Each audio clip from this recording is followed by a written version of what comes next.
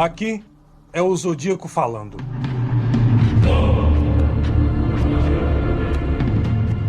Entre os anos de 1960 e 1970, um homem aterrorizou a Califórnia, nos Estados Unidos. O Zodíaco, como ficou conhecido, deixou um longo rastro de sangue e centenas de investigadores americanos totalmente confusos. Até o dia de hoje, o caso está envolto em muitos mistérios. Sem nenhum culpado ou alguma razão para os crimes, o Zodíaco é a encarnação do pesadelo de todas as agências de aplicação da lei. Suas vítimas foram aparentemente escolhidas de forma aleatória. Ele também utilizava uma arma diferente para cada crime. Além disso, enviou inúmeras cartas nas quais zombava da polícia e aterrorizava uma cidade inteira. O pior detalhe, como já disse, é que ele nunca foi pego. Sua onda de crimes foi relativamente curta, mas seu nome e as dezenas de cartas, cartões postais e criptogramas provocantes que ele enviou provocaram a imaginação, inspirando livros, filmes, documentários, revistas em quadrinhos e até mesmo musicais. Oi, eu sou o Chamal e sejam todos bem-vindos ao meu canal. Se você é uma pessoa que é nova por aqui e gosta de casos criminais, eu te convido a se inscrever aqui no meu canal, clicando no botão vermelho que tá aí abaixo, escrito inscreva-se. E peço também que você ative o sino das notificações, porque assim, toda vez que eu enviar um vídeo novo, o YouTube vai lá e te notifica. Caso ele não envie a notificação, me siga em minhas redes sociais, porque lá eu sempre aviso quando tem vídeos novos. Então mesmo que o YouTube não notifique, eu aviso lá e você pode vir aqui sempre consumir o conteúdo de qualidade. Se você quiser apoiar o canal, todas as opções vão estar aí no comentário fixado e também na descrição desse vídeo. Então, dados esses recados, vamos pro caso.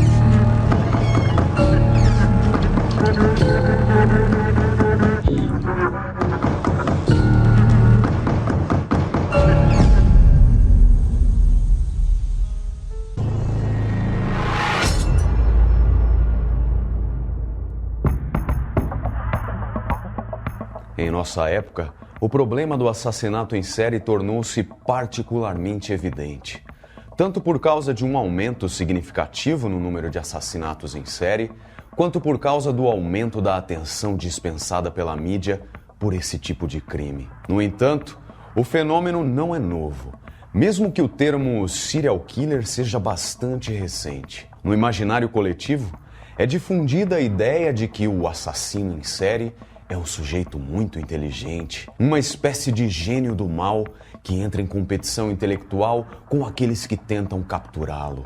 Na realidade, a razão da dificuldade em capturá-lo deve-se à falta de correlação entre o autor do crime, a vítima e o motivo. Elementos fundamentais para a investigação. O modus operandi de um serial killer, aliás, está absolutamente alinhado ao de um predador. Ele geralmente ataca ao acaso e você se torna uma vítima porque naquele momento estava no lugar certo e na hora errada. O assassino em série mata, estupra e tortura porque sente prazer com isso, porque o ato em si o satisfaz e lhe oferece um sentimento de dominação e controle que provavelmente está faltando completamente em sua vida.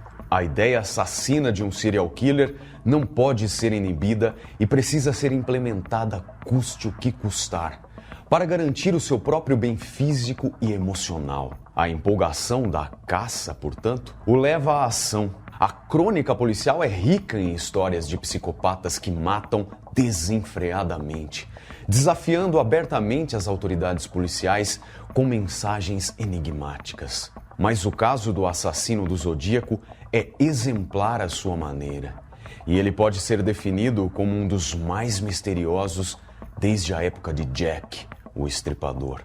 Entre 1963 e 1974, o Zodíaco agiu sem ser perturbado na Califórnia, zombando da imprensa e de investigadores do FBI com cartas e mensagens enigmáticas.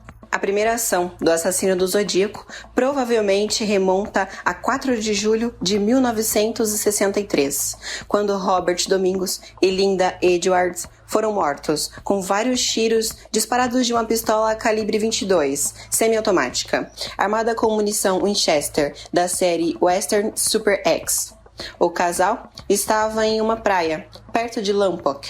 Eles haviam matado Ala naquele dia para se divertirem um pouco sozinhos. Ambos foram amarrados com pedaços de corda, mas eles não foram roubados ou torturados e foram mortos com uma arma bastante semelhante à que o assassino do Zodíaco usaria mais tarde em seus outros crimes. Este assassinato permaneceu sem solução e sem culpado, e até hoje não temos 100% de certeza que ele tenha sido realmente cometido pelo assassino do Zodíaco. Outro crime não resolvido, e que provavelmente está relacionado ao Zodíaco, é o de Sherry Jo Bates, uma estudante de Riverside, que foi agredida e esfaqueada na noite de 30 de outubro de 1966, depois de ser enganada no estacionamento da faculdade da cidade. Após sabotar o carro da moça, arrancando os fios da tampa do distribuidor, o assassino se oferece para levá-la para casa. A estudante foi encontrada na manhã seguinte, quase decapitada. Ela foi morta com 3 facadas no peito, uma nas costas e 7 na garganta. O corpo de Sherry tinha diversos hematomas, então as autoridades suspeitaram que ela havia sido espancada antes de ser assassinada. Sob as unhas da pobre garota, os investigadores encontraram vestígios de pele e cabelo. Nas proximidades do cadáver, também foi encontrada a impressão de uma bota do tipo militar. Na cena do crime, havia um relógio masculino parado ao 12h23, com vestígios de tinta na pulseira. Os investigadores interrogam os amigos e ex-namorados da jovem, pois acredita-se que o crime tenha sido passional. É nesse momento que o assassino envia 2 cartas endereçadas à polícia de Riverside e à sede do jornal local. Ambas as cartas chegam ao seu destino em 29 de novembro de 1966. E no cabeçalho está escrito a confissão. O conteúdo da carta é uma espécie de justificativa do assassinato. O autor fornece a dinâmica do crime ao especificar detalhes não divulgados ao público. Detalhes estes que apenas os investigadores conheciam. O que mais chama a atenção da polícia é a parte final das cartas, aquela que foi enviada para o jornal, que diz: "Ela não é a primeira e nem será a última. Passo noites sem dormir imaginando quem será a minha próxima vítima." Mas a polícia continua mantendo a teoria de crime passional como a chave para o mistério, considerando as cartas obras de um farsante. Em dezembro de 1966, uma inscrição foi encontrada esculpida na parte de baixo de uma mesa na biblioteca do Riverside City College, a escola frequentada por Sherry. A linguagem e a caligrafia da escrita era um poema delirante, intitulado "Doente de Viver, Não Quer Morrer", e assinada apenas com a letra Z, que mais tarde seria encontrada em muitas cartas escritas pelo assassino do Zodíaco. Em 30 de abril de 1967, o pai da garota, a polícia local e o jornal de Riverside recebem 3 cartas idênticas. O texto foi escrito a lápis em papel timbrado. Nas cópias enviadas para o jornal e a polícia tinha a seguinte frase: "Bates tinha que morrer e haverá mais." Em um pequeno rabisco na parte inferior foi encontrado o desenho de um símbolo que lembrava a letra Z, que à primeira vista parecia ser o número 3. A cópia enviada a Joseph Bates, pai da menina, dizia o seguinte: "Você tinha que morrer e haverá mais." Mas nesta cópia, o símbolo final não foi desenhado.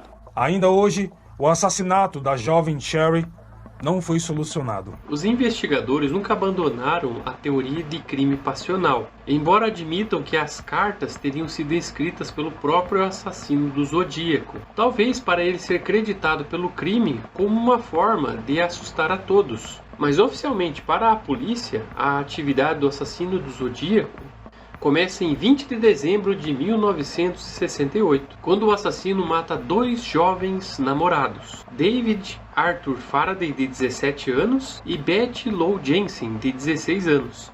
Os dois estavam em um estacionamento isolado em Lake Herman Road, que fica próximo da cidade de Benícia, tendo momentos íntimos, quando entre as 11h15 e as 11h30, alguém atira no banco de trás do casal, com uma pistola semiautomática calibre 22, que estava carregada com a munição Winchester Western Super X com ponta de cobre. Os namorados fogem do carro, mas são atingidos. David é baleado com um tiro na cabeça. Ele chegou a ser levado para o hospital, mas não resiste.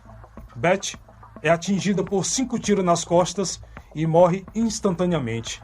No carro e nos corpos dos jovens não há indícios de roubo, agressão sexual ou qualquer outra coisa. Ele simplesmente foi lá e os matou. Uma testemunha relatou à polícia ter visto um Chevrolet de cor metálica de 4 portas vagando pela área e arrancando a toda velocidade. Mas, apesar da grande recompensa colocada pela polícia, o assassino nunca foi encontrado. 7 meses depois, de 4 de julho de 1969, também em um estacionamento isolado, desta vez no campo de golfe Blue Rock Springs, em Valejo, outro casal é atacado. Darlene Ferrin, de 22 anos, e Mike McGill, de 19 anos de idade. A moça morreu no local ao ser atingida por 5 balas. O jovem, apesar de ser atingido por cerca de 4 tiros, foi salvo, conseguindo descrever o assassino como sendo um homem branco, com seus cerca de 1,70 centímetros de altura e na casa dos seus 30 anos. Um homem corpulento e de cabelos escuros, além de usar óculos com a armação grossa. O rapaz relata também que o carro que o criminoso fugiu parecia muito com um Ford Mustang ou um Chevrolet Covair. A arma usada desta vez foi uma pistola 9mm. A polícia novamente segue a teoria de crime passional, já que Darlene era casada, mas logo eles abandonam esta hipótese, pois o marido dela estava em casa cuidando das crianças e da sua mãe com câncer em fase terminal. 45 minutos após o atentado, através de um telefonema para a polícia, uma voz anônima atribuiu esse crime ao ocorrido no ano anterior, dizendo: ande 1,5 km a leste na Avenida Cristóvão Colombo, em direção ao parque público. Lá você encontrará um casal em um carro marrom. Eu atirei neles com uma Luger 9mm. Eu matei outro jovem casal no ano passado também. Em 31 de julho de 1969, o assassino voltou a se comunicar com 3 cartas enviadas aos editores dos jornais The Times Herald de Vallejo, The Examiner e o The Chronicle de São Francisco. Cada uma das 3 cartas, além de fornecer detalhes que apenas o autor do crime e a polícia poderia saber, elas também continham uma espécie de criptograma que, se resolvido, segundo o assassino, revelaria a sua identidade. Cada letra terminava com um símbolo, uma cruz ou um círculo, enquanto o criptograma terminava com um estranho código. Essas informações são provavelmente os maiores enigmas a serem desvendados para que possamos traçar a verdadeira identidade do assassino. O autor das cartas exige a publicação dos códigos cifrados na primeira página do jornal e ameaça: quero que imprima o código na primeira página do jornal desta sexta-feira, dia 1º de agosto de 1969. Caso contrário, começarei a matar sexta-noite e continuarei matando ao longo do fim de semana. Vou dar uma volta e matar todas as pessoas que encontrar, sozinhas ou acompanhadas, e continuarei até matar mais de uma dúzia. Os 3 códigos criptografados são devidamente publicados e o chefe da polícia de Vallejo também pede no jornal para que o autor das cartas forneça mais detalhes sobre os assassinatos, para provar que ele é realmente o autor dos crimes. Em 4 de agosto de 1969, a redação do jornal The Examiner de São Francisco recebe outra carta. Nela, o assassino reconta a dinâmica dos 2 crimes novamente, e desta vez com mais precisão, explicando também de como ele consegue atirar no escuro sem ser identificado, mesmo com outras pessoas na rua. Nesta carta, pela primeira vez, o nome Zodíaco é assinado, dizendo: caro inspetor, aqui é o Zodíaco falando. Em 8 de agosto, Donald e Betty Harden, um professor do ensino médio e sua esposa, ambos apaixonados por quebra-cabeças, conseguiram resolver o criptograma inteiro.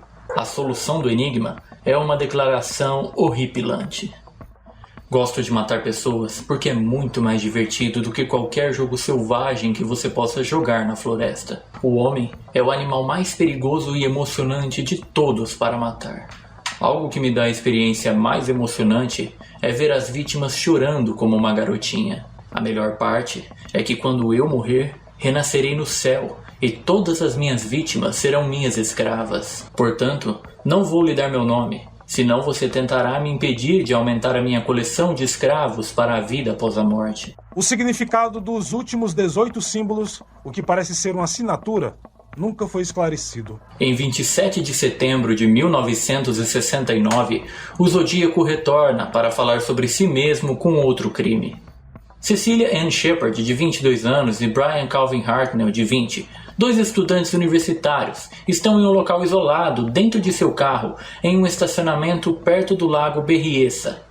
Eles estão passando um tempo sozinhos, quando um homem vestindo uma túnica preta de capuz, com uma cruz desenhada dentro de um círculo, se aproxima deles com uma arma.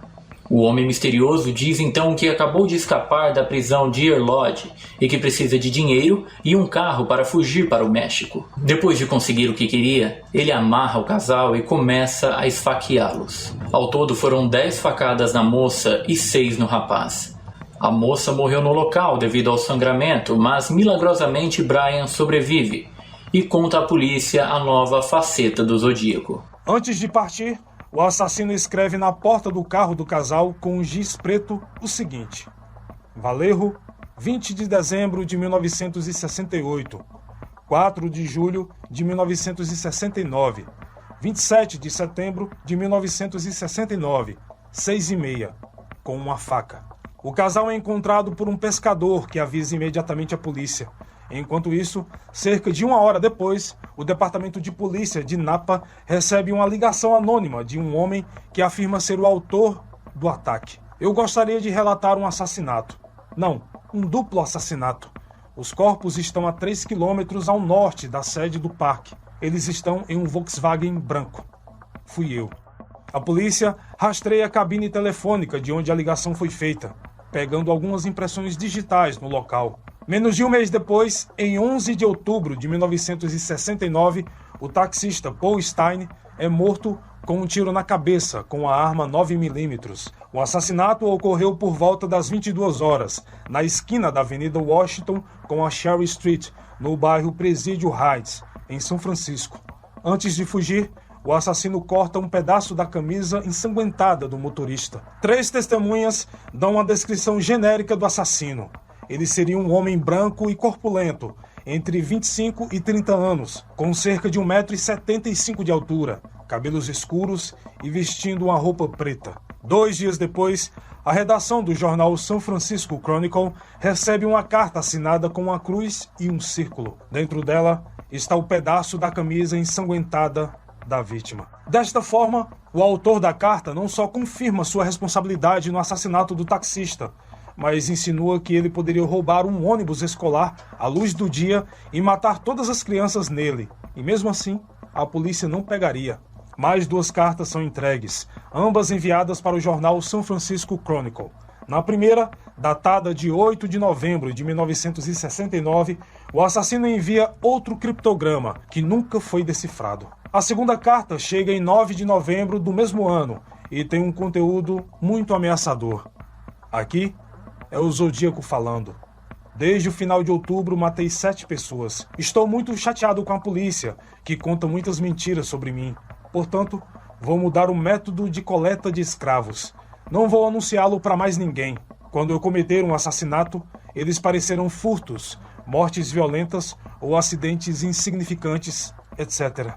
A polícia nunca vai me pegar porque eu sou mais esperto que eles. Em seguida, ele escreve 3 tópicos. A descrição relatada sobre mim só corresponde quando vou caçar almas. No resto do tempo, eu sou completamente diferente. Os investigadores dizem que coletaram minhas impressões digitais, o que é mentira. Afinal de contas, eu sempre uso luvas quando vou caçar. Todas as minhas armas foram encomendadas por correio de países estrangeiros. Vocês não podem me rastrear. E no dia do assassinato do taxista, eu estava no parque e alguns policiais me perguntaram se eu tinha visto alguém suspeito. A carta termina com uma descrição e representação delirante do que seria uma bomba caseira capaz de explodir um ônibus. Essa bomba seria construída pelo próprio Zodíaco. Nesse meio tempo, outra carta é enviada, desta vez para o advogado Melvin Billy, em 27 de dezembro de 1969. O Zodíaco não perde a sua arrogância, nem mesmo para solicitar a ajuda do advogado. Por favor, me ajude.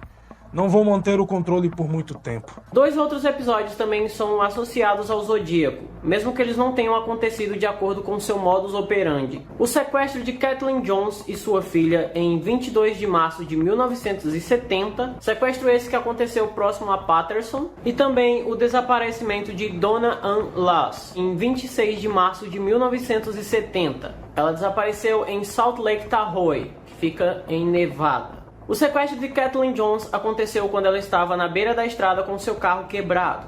Então um homem ofereceu ajuda a ela, disse que levaria ela até em casa. Ela aceitou essa ajuda e no meio do caminho ela começou a ser ameaçada. Esse homem disse que levaria o seu bebê. Como ele dirigia por estradas secundárias, estradas de terra, em um momento ele teve que desacelerar o carro por causa da má qualidade da estrada. Então, nesse momento, a Kathleen pulou de dentro do carro com o seu bebê e conseguiu correr até uma rodovia. Lá, ela pediu ajuda a caminhoneiros. Depois disso, ela conseguiu chegar à delegacia de Patterson e lá ela viu o retrato falado do tal Zodíaco e ela confirmou que este era o homem que tinha tentado sequestrar ela. Em 24 de julho de 1970, a redação do jornal San Francisco Chronicle recebe uma carta na qual o Zodíaco diz ter tentado sequestrar a mulher. Ao contrário das outras cartas, esta não parece ter sido escrita realmente por ele, razão pela qual é considerada uma fraude, uma brincadeira inventada por alguém para tentar ludibriar a polícia. Mas as autoridades acreditam que o desaparecimento de Donna Ann Lass em setembro de 1970 realmente seja obra do Zodíaco. A suposta conexão com o serial killer teria sido confirmada através de um cartão postal que foi enviado para o San Francisco Chronicle no dia 22 de março de 1971, que, no entanto, não contém nenhuma evidência. Mesmo assim, o corpo de Donna Lass jamais foi encontrado. Depois disso, parece que finalmente o Zodíaco deu uma pausa em seus crimes. Mas apesar do fim dos assassinatos, o Zodíaco continua sua correspondência com a polícia e a imprensa. Entre abril de 1970 e março de 1971, o misterioso assassino do Zodíaco enviou pelo menos 9 cartas. Entre as mais interessantes está uma datada de 20 de abril de 1970, em que ele escreve: "Meu nome é", seguido por uma sequência de 13 símbolos. Sob o diagrama de uma bomba, o assassino assina com um símbolo usual, a cruz em um círculo, e uma frase. Este código nada mais é do que uma pontuação de um jogo mental que o assassino pensa que está jogando com o Departamento de Polícia de São Francisco. Ou seja, Zodíaco 10, Departamento de Polícia 0.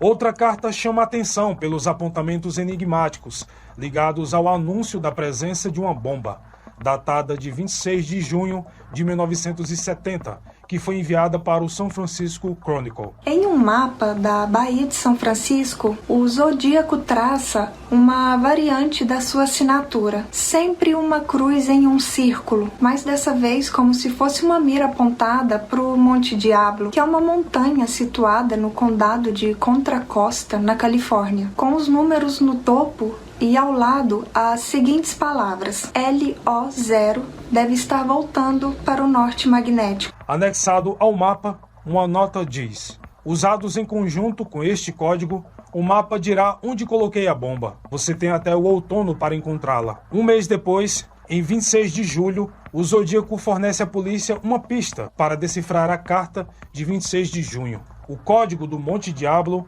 é sobre os radianos. Polegadas ao longo dos radianos. Antes da palavra polegada, aparecem algumas marcas estranhas e indecifráveis. As 2 letras acendem a imaginação de muitos entusiastas de quebra-cabeças que tentam a todo custo decifrá-la. Mas todos os esforços são em vão. O Zodíaco continua a se comunicar com as autoridades por meio de cartas ameaçadoras e cartões comemorativos macabros enviados à polícia. A última carta que se acredita ter sido escrita por ele é datada de 29 de janeiro de 1974. Nela, após elogiar o filme O Exorcista, considerada por ele como a melhor comédia satírica dos últimos tempos, o autor conclui com um símbolo diferente do habitual. Esse símbolo era o da cruz e o círculo, que nunca foi desvendado por especialistas. Nessa carta também é feita uma pontuação do seu jogo macabro. I igual a 37, SFPD igual a 0, ou seja, Zodíaco 37, Polícia 0. Após essa carta, outras são enviadas aos jornais, mas todas elas foram consideradas como obras de farsantes. Todo esse jogo perturbador gerou inúmeros suspeitos. Alguns investigadores, ao longo dos anos, apontaram para dois potenciais, Arthur Leigh Allen e Rick Marshall. Arthur Leigh Allen chama a atenção da polícia desde 1966, após o assassinato de Cherry Joe Bates. Existem muitas coincidências que o tornam um suspeito em potencial, como por exemplo, no dia seguinte ao assassinato de Cherry, estranhamente ele não foi trabalhar. Ele possuía uma máquina de escrever da marca Royal, e as duas cartas que reivindicaram o assassinato do Zodíaco são escritas com uma Royal. Arthur possui um relógio da marca Zodiac, cujo logotipo é um círculo com uma cruz. O tamanho do calçado dele também corresponde às impressões encontradas na cena do crime. Em 1991, foram apreendidas armas e munições com Arthur. Elas eram semelhantes às usadas em alguns assassinatos. Uma faca e balas Winchester Western Super X. Ainda em 1991, foram encontrados em sua casa projetos para a construção de uma bomba e um catálogo de explosivos que podem ser adquiridos pela internet. Arthur Leigh Allen contratou o advogado Melvin Belli para defendê-lo, o mesmo advogado que teria recebido uma carta do Zodíaco. Em outra carta datada de 1969, o Zodíaco havia escrito a frase "busy work", uma forma que os professores do ensino médio da época se referiam a um método para manter as crianças ocupadas e em silêncio. Arthur era professor de uma escola primária. Além dessas coincidências perturbadoras, há também os depoimentos de alguns amigos do homem. Um deles, Don Chaney, disse à polícia que Arthur Lee confidenciou que gostaria de matar casais aleatoriamente e, em seguida, desafiar a polícia enviando cartas detalhando os crimes e assinando-as com o símbolo do seu relógio. Outro amigo de Arthur, chamado Philip, relatou à polícia que o homem sempre falava em caçar outros seres humanos, pois eles seriam mais difíceis de matar do que os animais. A mesma mensagem estava contida no criptograma que o Zodíaco enviou aos editores de 3 jornais. Philip também costumava emprestar seu carro para Arthur, um Corvette, e o mesmo carro é referido por Mike, que sobreviveu à ação do assassino em 4 de julho de 1969. Mas as coincidências ainda são muitas. No entanto, apesar de 3 buscas domiciliares, que foram feitas no dia 14 de setembro de 1972, 14 de fevereiro de 1991 e 28 de agosto de 1992, 2 dias após a morte de Arthur, a enorme quantidade de pistas e uma condenação por crimes sexuais, o Departamento de Polícia de Valejo não indiciou Arthur Leigh Allen, pois nenhuma prova concreta no seu envolvimento nos crimes foi encontrada. Em outubro de 2002, o DNA do professor foi comparado ao obtido em cartas e material biológico encontrados nos locais dos crimes, mas os resultados foram negativos. Pistas e estranhas coincidências levaram a polícia até Rick Marshall. Também, neste caso, existem inúmeras suspeitas. Uma dessas suspeitas é que a semelhança física de Rick era bastante parecida com os relatos e o retrato falado do Zodíaco. Uma segunda suspeita é que ele morava na região de Riverside, na época do assassinato de Cherry Joe Bates.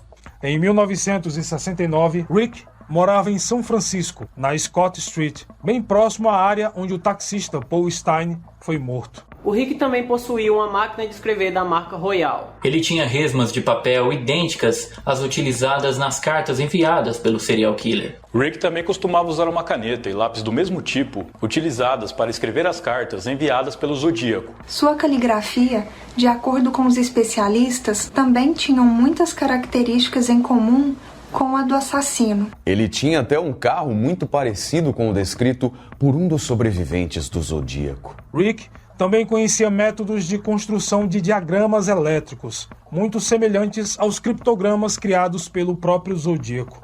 Ele sabia costurar, e no assassinato de Cecilia Ann Shepard e Brian Calvin Hartnell, o Zodíaco usava um capuz feito à mão. O homem trabalhava em uma rádio chamada KITM. Essas 4 letras lembram os símbolos incluídos no final da última carta enviada pelo serial killer. No entanto, nenhuma evidência foi encontrada a ponto de levar Rick Marshall a julgamento.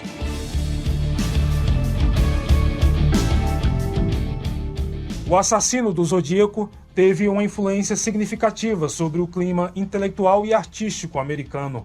Não apenas a literatura, o cinema e a televisão se inspiraram em sua história, mas também uma nova ciência chamada zodiologia. Ela tornou-se parte da pesquisa científica não acadêmica em todos os estados americanos. O desafio do assassino do Zodíaco à polícia e o fato dele nunca ter sido capturado aumentaram sua fama, permitindo que viciados em mitos e lendas urbanas entrassem no caso com cartas ou declarações falsas. Os mais recentes desses casos, em ordem cronológica, são de Danny Kaufman e Deborah Pérez, que em 2008 e 2009, respectivamente, alegaram serem filhos do serial killer. Dennis Kaufman tentou provar que seu padrasto, Jack Terrence, seria o assassino. Para isso, mostrou alguns objetos: uma faca ainda manchada de sangue e um terno preto feito de um saco com o símbolo do Zodíaco. A polícia decidiu realizar testes de DNA, mas descobriu que o corpo do pseudo-assassino havia sido cremado. Mais tarde, descobriram também que o sangue na faca era de origem animal, de uma galinha.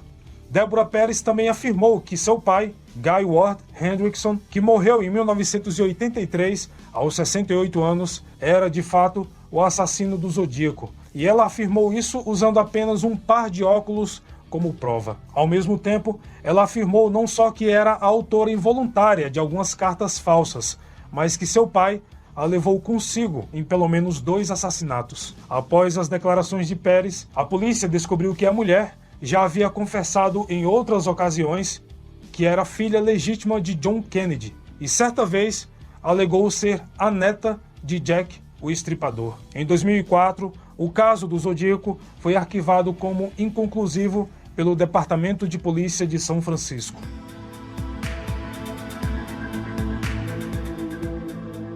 Recentemente, um grupo de decifradores de códigos amadores resolveu uma mensagem enviada pelo assassino há 51 anos atrás. A mensagem codificada, que ficou conhecida como Criptograma 340, por apresentar 340 caracteres, foi enviada ao jornal São Francisco Chronicle em 1969 e nunca havia sido resolvido até as primeiras semanas do ano 2020. A mensagem dizia o seguinte: espero que você esteja se divertindo muito ao tentar me pegar. Não fui eu no programa de TV, o que traz um ponto sobre mim. Não estou com medo da câmara de gás, porque ela vai me mandar para o paraíso mais cedo, porque agora tenho escravos suficientes para trabalhar para mim. A história da investigação do assassino do Zodíaco foi contada no filme Zodíaco, de 2007, dirigido por David Fincher e estrelado por Jake Gyllenhaal, Mark Ruffalo e Robert Downey Jr. A trama mostra inclusive as tentativas frustradas da polícia de tentar quebrar os códigos criados pelo assassino. Segundo os especialistas, o filme retrata apenas 37% da realidade do caso.